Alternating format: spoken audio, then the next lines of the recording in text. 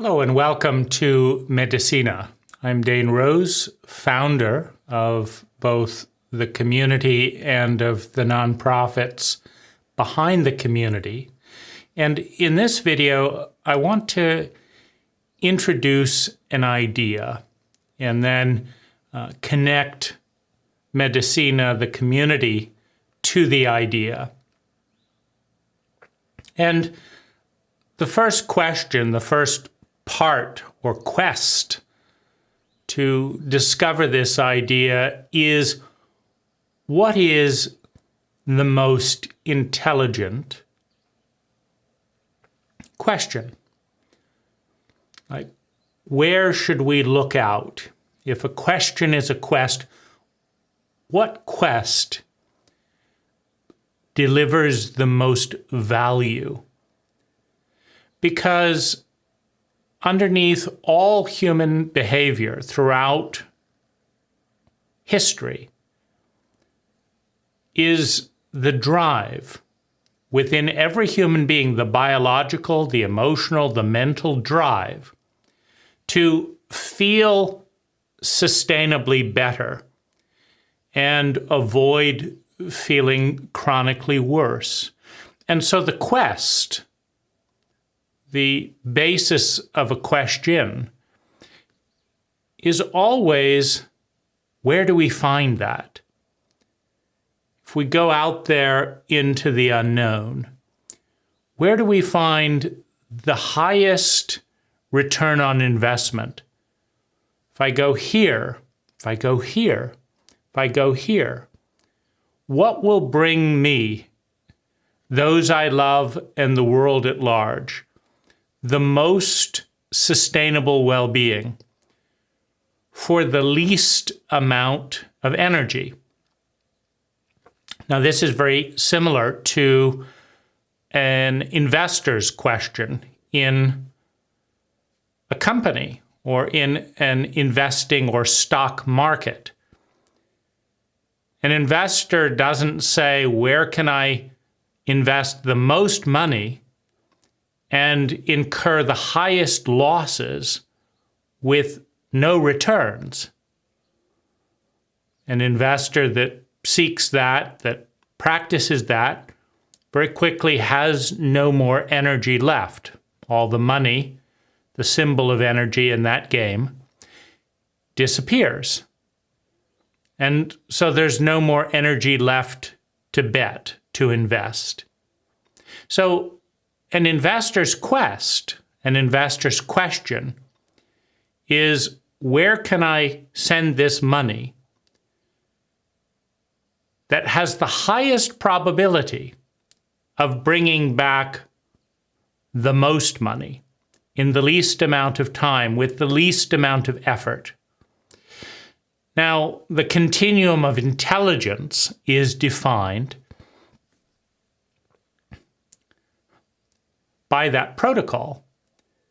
Meaning, if everyone in the history of humanity is wanting to feel sustainably better and wanting to avoid feeling worse,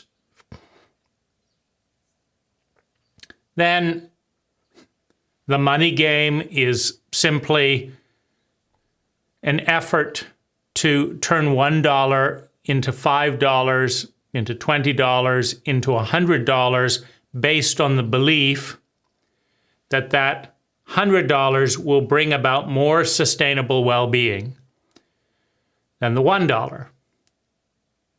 That's the basis for the game. And so one's intelligence is measured by how well one plays these games, by one's yield on invested energy. So one might say that someone who takes 5 minutes here and 5 minutes there and 5 minutes here and 5 minutes there and turns that time, which is a form of energy, turns their voice, which is a form of energy, into an entire audience of thousands of people feeling sustainably better as a result of just 5 minutes of time. And that some of that goodwill and some of that energy, time, money, natural resources flows back to the speaker, to the person investing that 5 minutes, such that after the investment, after the expenditure of energy, they have more energy in a more valuable form than they began. In other words, there's a win-win-win-win. Thousands of people's well-being is going up sustainably. Now, a crude marker on that continuum of intelligence might be to sell cocaine, right? Takes just less than 5 minutes, hand over the money, give over the powder, take a sniff, and feeling good, right? Doctors initially loved cocaine. It was a great cure for depression, among other things. Gave restored one's spirit, had boundless energy. So you could say this is a great investment of energy. I feel good. But the sustainability becomes a little bit of a problem. It takes a little bit more cocaine, the next time. And then there's a crash on the other side. There's a dependency, so it's not as sustainable. It's the same with a sugar daddy or a sugar mommy. You don't learn a skill in the art of building a great company. You learn the art of begging, but the more you beg, the more your lifestyle depends on the source. So it's not sustainable, and when that source runs dry, then you run dry as well. So it's not as sustainable as learning the art of creating a great company or a great service, of providing value. So intelligence can be measured by the efficiency with which time, money, and natural resources is transformed into sustainable well-being. Highly intelligent people, regardless of whether they're members of Mensa, take very little time, money, and natural resources and bring about very high levels of abundance, of value, of well-being for themselves and other people. And of course, in an ecological framework where we are as dependent on the planet as the planet is dependent on us, we're in fact more dependent on the planet than the planet is dependent on us. In an ecological framework, intelligence includes nourishing, feeding, investing in the host body of the species. When trees provide all of our oxygen, when lakes provide all of our drinking water, when the soil grows all of our foods, an intelligent individual, an intelligent culture leaves the soil more enriched for the next generation, leaves the air cleaner for the next generation. A less successful, a less intelligent species, culture, individual undermines, through their protocol of existence, undermines the foundation upon which they stand. They're sitting out in a limb, cutting the branch. And every day in their life, the branch gets a little weaker until one day, whether for them or their children or their grandchildren, that protocol leads to the cracking of the branch, leads to the downfall. It's not as intelligent. No intelligent person goes about that in that way if they truly understand it. So, what is the most intelligent quest? Now, I would say that one very good answer to that question, the answer that I came upon, was the art of 10x thinking, the art of 10x living, a design protocol. And just to pause a moment and say, well, what is design? Design is the art, the skill, the talent of organizing energy. And this is the fulcrum. This is the fulcrum of all of the possible futures that lie ahead of us. Meaning, we could design energy in such a way that everything that we depend on gets weaker and weaker and weaker until we become one of the 99% of all life forms on the planet that goes extinct, that is no more. Meaning, in the few 100 million years that life has kind of given birth to animals and plants of different forms, 99% of all those life forms are now extinct, to be replaced with more intelligent life forms, more competent life forms. You could say that the planet is a culture that's breeding for competence and is never satisfied. There's always more competence. There's always more intelligence. And as one form of energy is consumed by another more intelligent form of energy, the intelligence on the planet slowly rises. Now, what's life's protocol? How does life go from something less than the size of a pea, and in a few dozen billion years become the entire universe? How does life do that? I mean, if I gave you a mass of energy this big and said, go out and in the next 30 billion years, I'd like to see an entire universe. You figure it out. Get some gas, you've got some gases and some different, atoms and matter and stuff, and you just create an entire universe, and tiny, tiny, tiny 1/trillionth of a trillionth of a trillionth of a speck in that universe, this little planet called Earth, and then create all these billions of species and all these billions of iterations of those species over hundreds of millions of years, and then every year come up with a different model that's more intelligent. Now, go off, do it, and show me what you've got in 20 or 30 billion years. Most human beings could not do what life is doing. So how does life do it?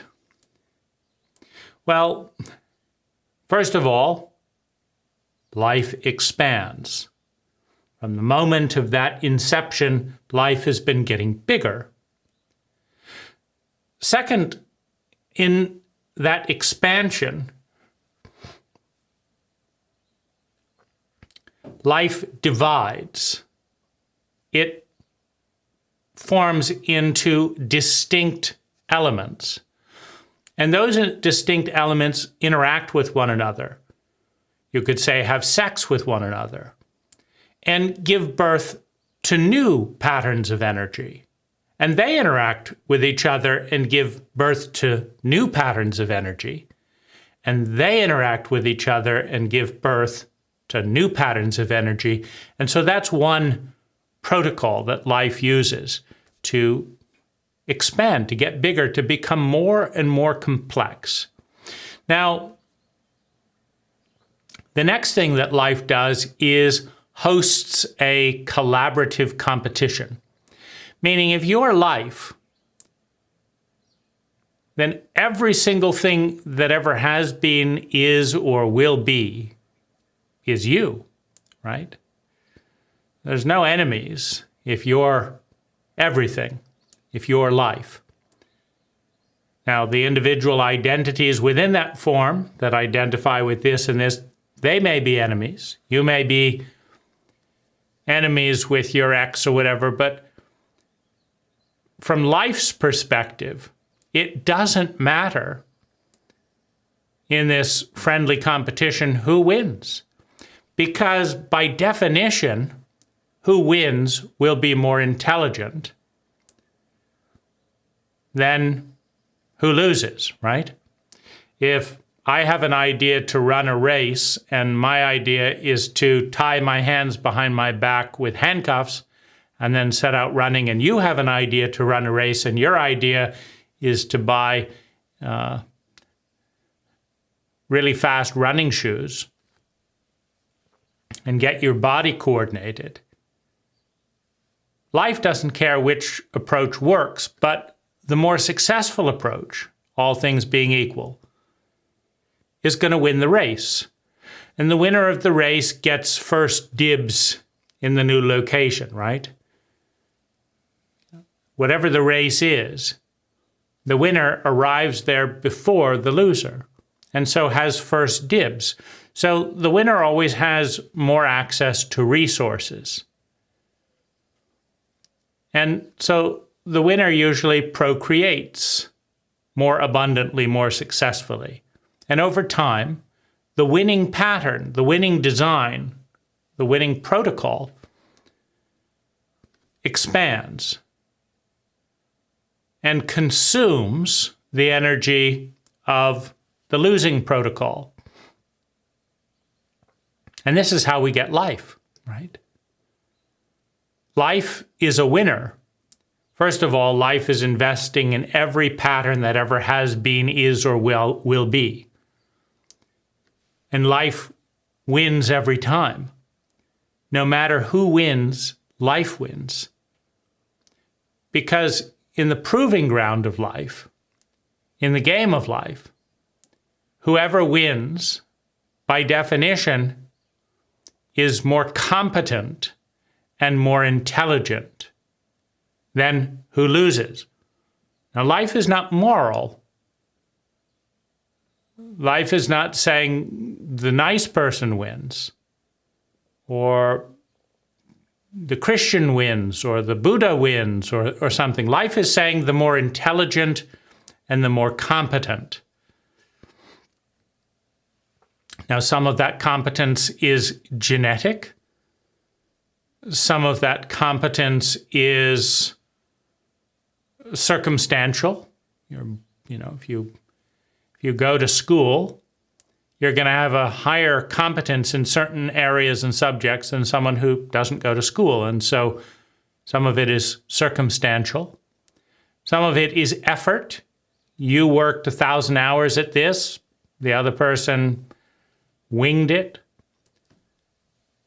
Some of it is drive. You really focused on it and iterated and applied different protocols. You used a scientific method. They used an intuitive method. If they use a really good intuitive method and you use a sloppy scientific method, they may win. But the best person always wins in terms of competence, in terms of intelligence, in terms of luck, being in the right place at the right time. And that's a useful skill. That's, if you do that over and over again, you end up in the right place at the right time. That's a form of intelligence. And so you become a winner. And as a winner, you iterate life. You take life to another level. Now, life is doing this blindly. And the main protocol that life uses is, genetic biological mutation. So here's how it works. Everything that's alive on the planet today, by definition, is the most competent and intelligent forms, the most useful forms of life that the planet has ever produced. That's what's here. That's what's left. And 99% of all that has ever been is extinct, is gone, is consumed by what is here today.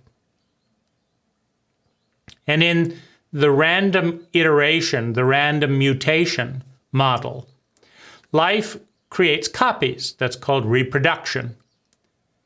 But what life does is about 5% of the copies are mutations, meaning they're not correct copies. There's a distortion in the pattern. And that distortion goes in one of two directions. One direction is decay, right? The pattern decays, it's not as competent.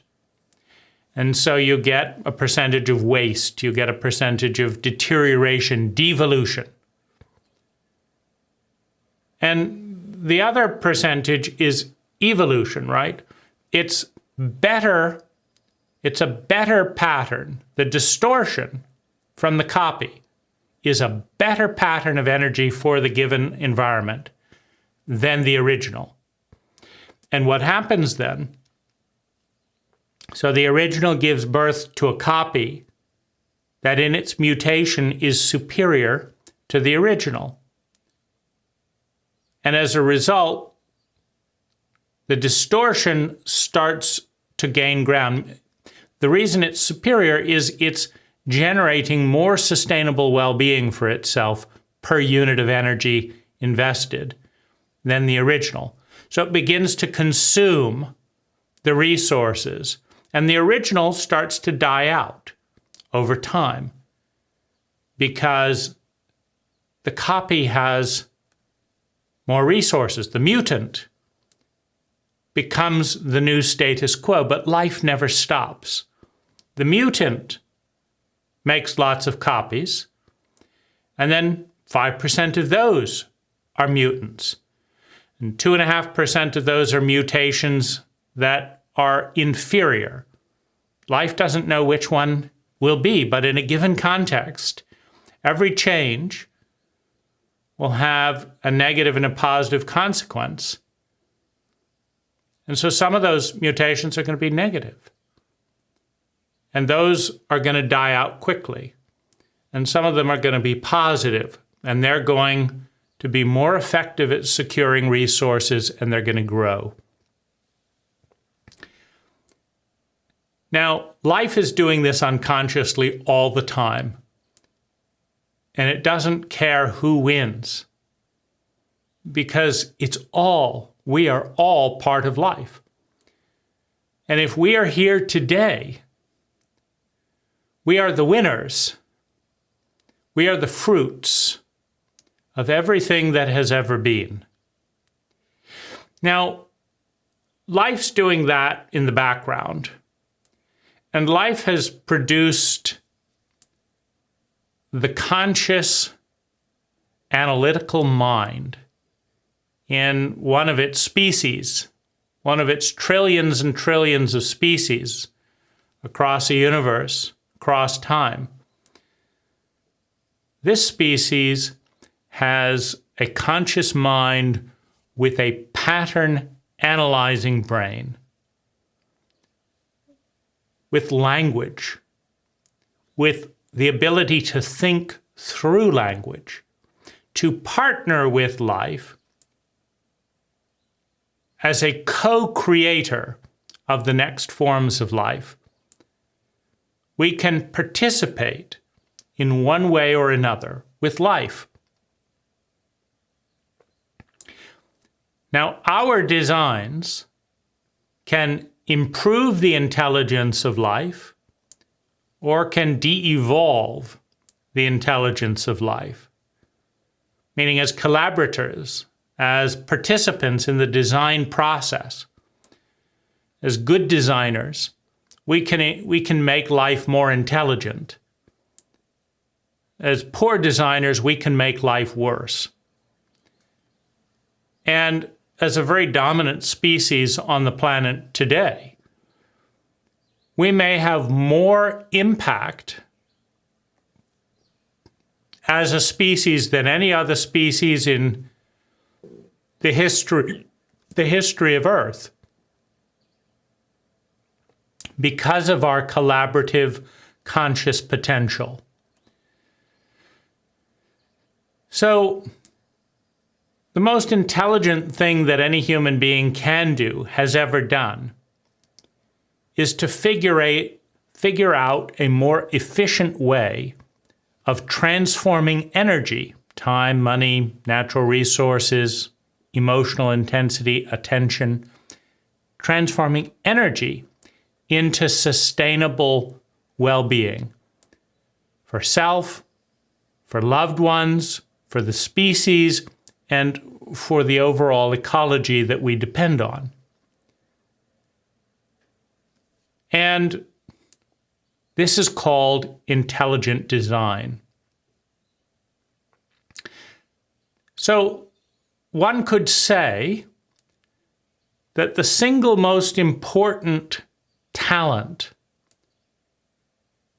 the pivot point in whether we join the 99% of species that go extinct or evolve so differently they might as well be extinct, or whether we stay in the 1% of life species that is here on the planet today, is our skill with intelligent design. Design that ensures more and more sustainable well-being for ourselves, loved ones, the species, and our host body than past generations, than any other species. That we don't squander energy, consuming vast amounts of time, money, and natural resources to increase our misery. The misery of those we love, of the species, and of the planet that we depend on. That's the pivot point. That's the talent. Now, obviously, we want to make things better. And what better equals is a better way of thinking, feeling, speaking, doing, and being that creates more sustainable well-being than the status quo. Whatever is going on around us is the status quo. So evolution is about making the status quo better. Evolution is about growth. Evolution is about change. Life is about growth. Life is about change. And so to participate, to be in service of life, is to take something and change it for the better. Better being defined as consuming less energy, but yielding higher volumes of sustainable well-being. That's what we all want. That's what we've always wanted. That's life's plan. That's what life's been at for tens of billions of years and is going to keep being at for the next 10,000 trillion years. This universe is not even 1 trillion years old, but look at what it's created. Look at how big it's gotten. Look at who we've become in just the last 1,000 years. Life's doing a pretty awesome job. And life has given birth to a part of itself that is capable of collaboration, of co-creating. We can study nature, we can study life. Say, oh, you do this when you do this. What happens when we combine this? What happens when we combine this? Oh, this happens and this happens. Human beings have generated more unique, distinct patterns of energy than any other species in the history of the planet. Human beings have generated plastic tractors. That's an energy pattern. It's a form of life. They've generated fish bowls, TVs, cars, radio control helicopters, sushi. Humans have created an explosion of new energy patterns, of new life forms. Now, they don't meet the definitions we have described and defined as life, but if you look at the most basic level, that life is an evolving pattern of energy. Now, 99% of all that life has ever created has gone extinct, is no more. And 99% of all that we've created is or will soon be no more. The houses we built will be torn down and replaced at some point. The cars we bought and purchased will be recycled at some point. The books we wrote will become outdated at some point. Video will become obsolete at some point. And that's life at work. So, what are we about at Medicina? Well, the quest is always the same. More sustainable well-being for less energy consumed. Now, everyone has the same amount of time. So, the variable is the investment of that time. Some people spend 90% of their time creating a state of grace, a state of abundance, a state of wonder. Some people spend 1% of their time creating grace, abundance, wonder. Some people spend 90% of their time creating misery for themselves and others. And they're miserable that they're creating misery. And they're miserable that they don't know how to stop creating misery. And they're miserable that they don't know how to stop feeling miserable about not being able to stop creating misery.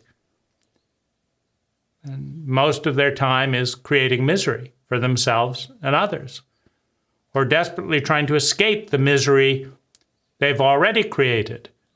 So the intelligence continuum is less time creating chronic and unnecessary suffering, and more time generating sustainable well-being.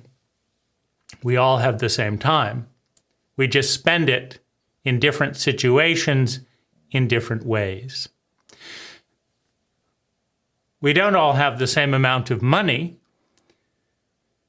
but some people with a lot of money spend large quantities of money to increase chronic and unnecessary suffering for themselves, for others, for the ecology, for the species.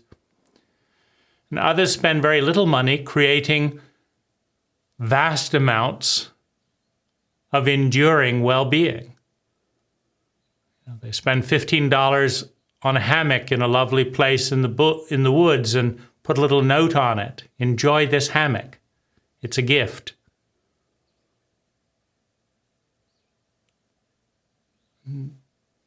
Over the lifespan of that hammock, 500 people experience a 30% increase in well-being for 10 minutes to an hour as they swing on that hammock.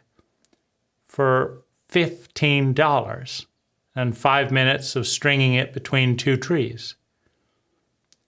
Well, that's an incredibly intelligent person that can create so much sustainable well-being for so little, right? Someone else builds a skyscraper that blocks 3,000 people's view, and stresses a lot about it and spends $280 million to do it, right? There's an intelligence in the conversion rate of energy in to sustainable well-being on the other side. And since everyone measures well-being differently, it's not always a black and white thing. For someone who loves seeing modern big things, for example, the skyscraper could be a sight to behold, a sign of progress. For someone who enjoyed the natural view, it's another absurdity, right? But that's also a form of intelligence, to pair the right people who appreciate that particular thing with that thing, and to create other spaces where other people that appreciate something different can experience that thing. And that brings me to a very important point about Medicina. It is a distinct recipe. It's not a step forward for everyone in all areas, in all ways. It is for me, and it certainly will be for those that feel drawn to it. But it's a distinct recipe. It's something that's never existed before. And as I wrap this up, I want to suggest that culture,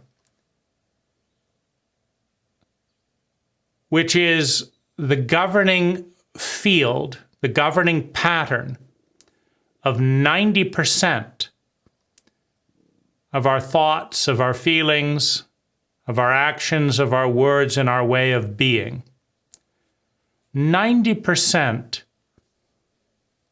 of our lives are a reflection of, a response to a relationship with culture.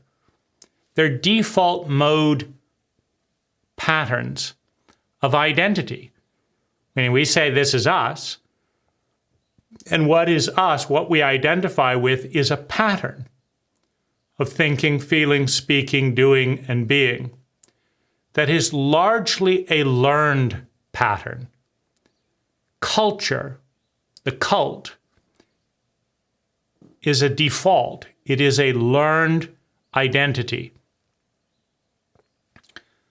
Why do you eat spaghetti? And this one eats raw fish and you eat spaghetti.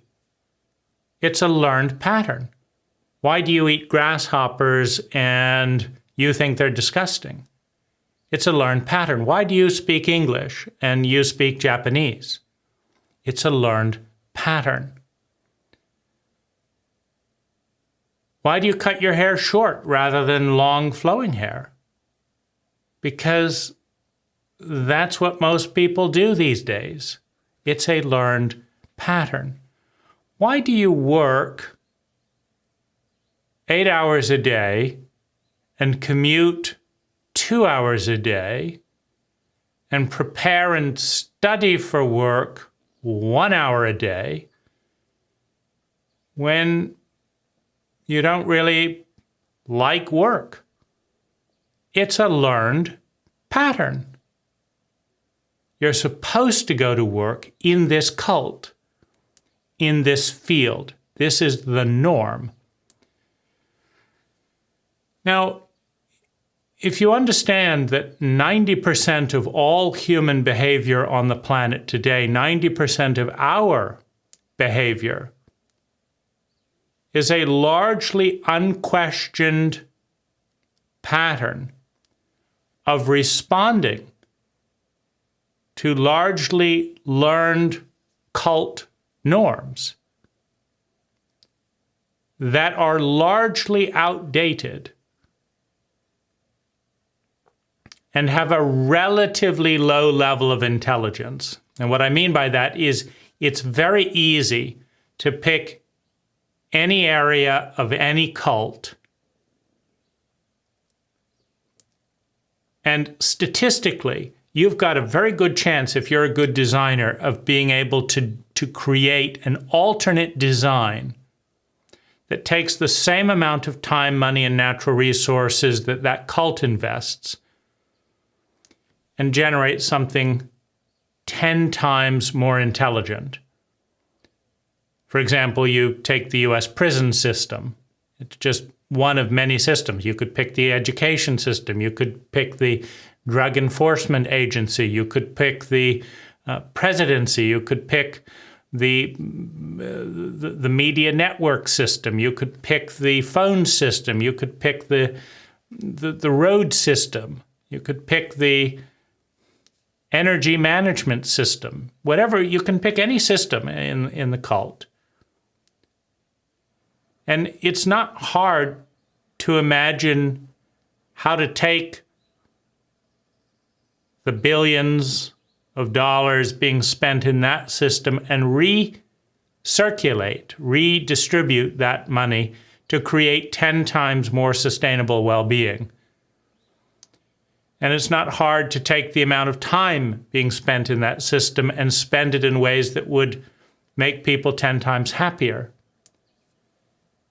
And it's not hard to take the amount of natural resources being invested in that system and reorganize those, redesign those to create 10 times more sustainable well-being than the current system. And that's intelligent design. That's 10x thinking. Now, the reason you look at 10x thinking is that it takes effort, it takes thought, it takes willpower, it takes awareness, and it takes skill to make any change. And that's a cost. And so it's just easier to do what's always been done. It is, because you don't have to think. You don't have to invent anything. You don't have to risk anything. You don't have to practice anything. You don't have to get good at anything. You just go with the flow of the status quo. And you get average or mediocre results, because that's what mediocre results are. They're average. You go with the flow of the status quo, you get average results. But you do it differently, and it's a lot of work. It's a lot of thought. It's like, we'll just go with the flow.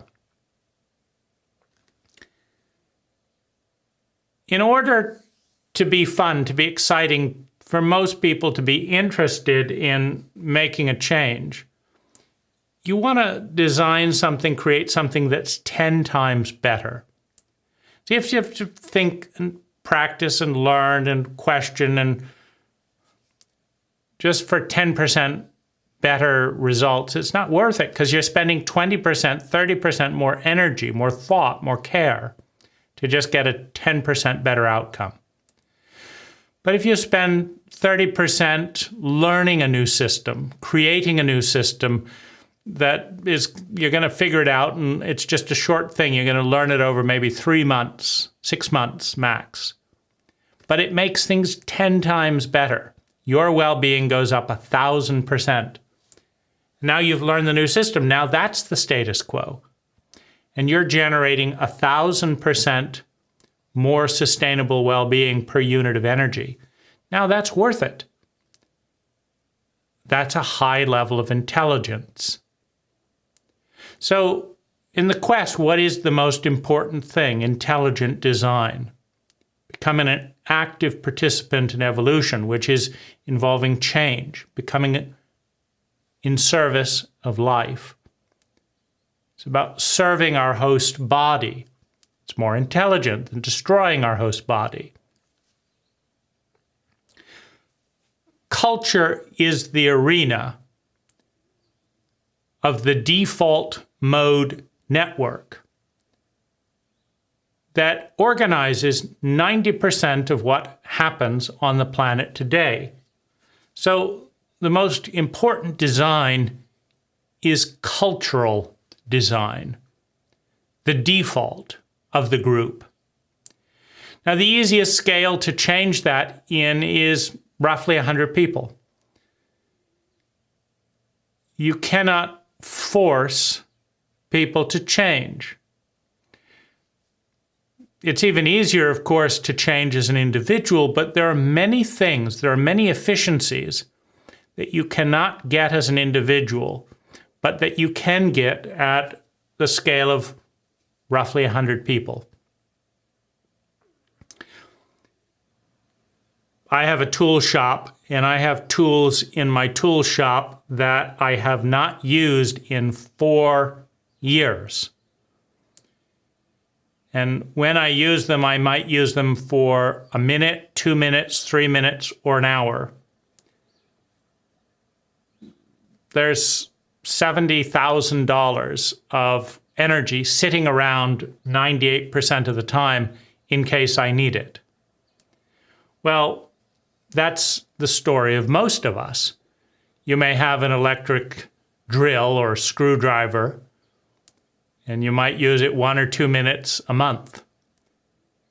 But you got it, and the battery's charged, and it's taking up space. Well, when you share that over 100 people efficiently and intelligently, you've just eliminated 99% waste. Now you need maybe 2 drills for 100 people rather than 100 drills. So let's say only 50 times. That's thousands of percent savings. That's huge. That's the principle that you can unlock with 100 people that you can't do on your own. You can become more specialized with 100 people. I'll do the baking. I'll recycle all the compost. I'll do the garden. I'll give the massages. I'll do the dental cleaning. You can create a microculture that is 1,000% more intelligent. Now, unfortunately, the primary goal of almost every cult, every culture, is to maintain the status quo rather than to evolve. And so we don't learn cultural design. No cult teaches its cult members how to design a 10 times better cult, because that doesn't maintain the status quo, which is the agenda of the norm, to make things efficient and easy. It doesn't manage that. So it's a new skill. It's an uncommon skill. And it is the single most important skill for the species' survival, security, excellence over the next 10,000 years. Cultural design. Now, at an individual level, it's identity design, because our ego, we identify with us. Now, what's that? It's our pattern of thinking, feeling, speaking, doing, and being. How do we know that's us? Well, that's the way I talk. How do we know that? Well, I talked like that before, and I talked like that before that, and then I talked that way before that. And now I'm talking that way again. That was me, so this is me. I identify with the pattern. And then we say, this is me. But it's not a very intelligent pattern. Yeah, but it's me. So at an individual level, it is the redesign, it is the evolution of identity, our pattern of thinking, feeling, speaking, doing, and being. And everything exists in an ecology. Our thoughts exist in an ecology of cult memes. Our feelings, our behavior, And so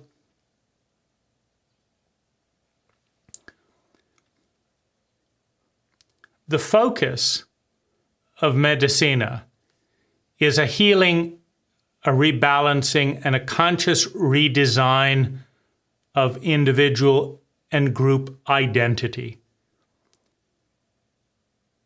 to create 10 times, 1,000% more sustainable well-being per unit of energy, time, money, natural resources, emotional intensity, attention, per unit of energy invested. And to do it digitally, to track it scientifically, not just hunches or dogmas, but to learn, to figure out, to go through the wall of terror, because the ego fears death with change, fears being out of control. To go through the wall of terror, the fear of death, which is the fear of change, which is the fear of losing my identity. I'm afraid of losing myself.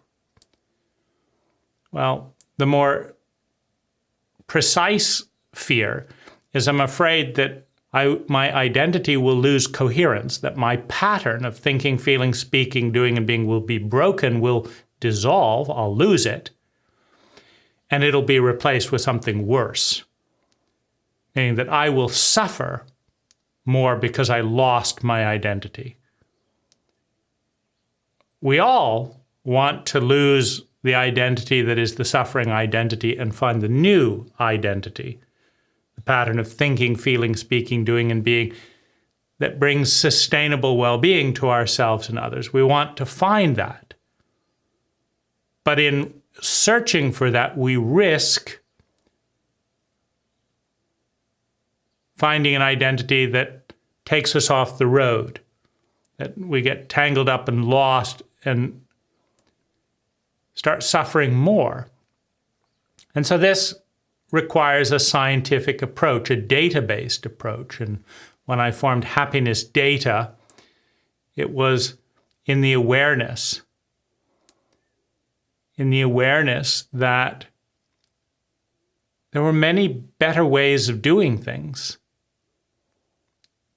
that what we need is the data to know what's the odd if I change this thought, if I change this habit, if I change this way of speaking.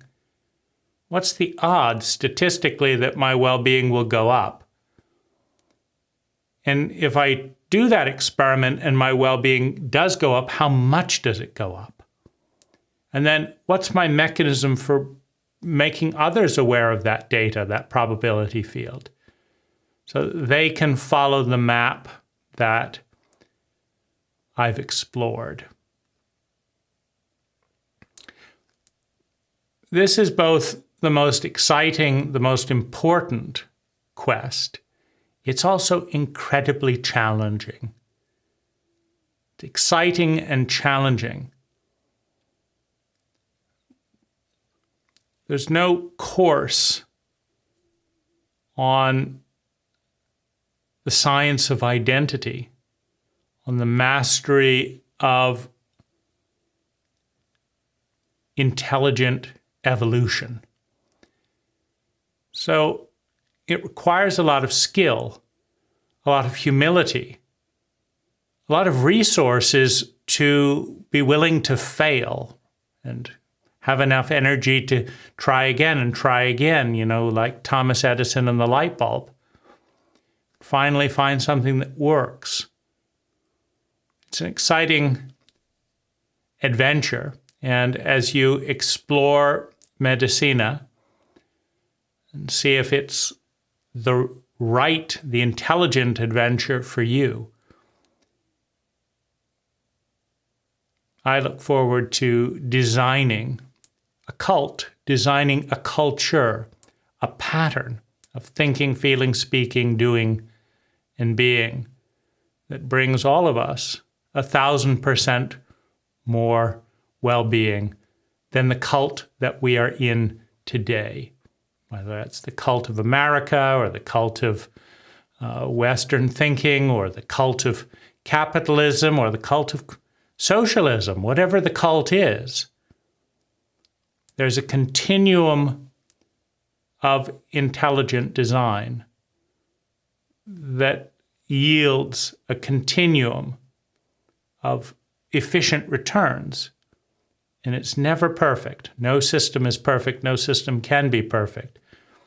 But how much fun to take modules of one's cult, one's identity, and make them 10 times better.